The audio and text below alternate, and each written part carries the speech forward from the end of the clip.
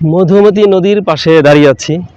নদীর আমরা এই ব্রিজ পার হয়ে ওই পাশে গিয়েছিলাম, আবার সেখান থেকে আবার এই পাশে এসেছি। তো যখন এই পাশ থেকে আমরা যাই তখন আমার কাছে মনে হয়েছে যে ওই পাশটা কত সুন্দর।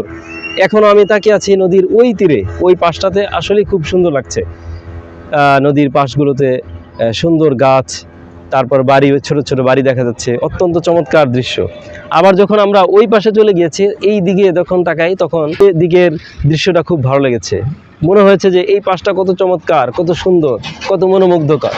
আসলে নদীর এ পাড়টাও সুন্দর, ও পাড়টাও সুন্দর, কিন্তু বিষয়টা হচ্ছে যে নদী সুন্দর, নদীর বয়ে চলা পানির স্রোত খুব সুন্দর, নদীর দৃশ্য সুন্দর, নদীর তীর সুন্দর, সব কিছু সুন্দর।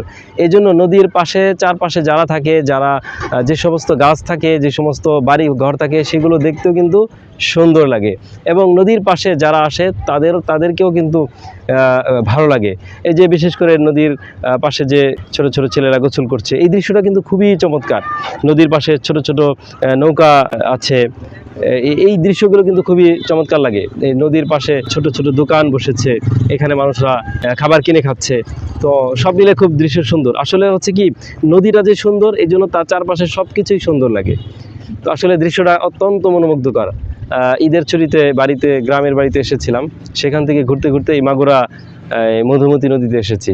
সব মিলে আলহামদুলিল্লাহ আজকের এই দৃশ্যটা খুবই ভালো লেগেছে।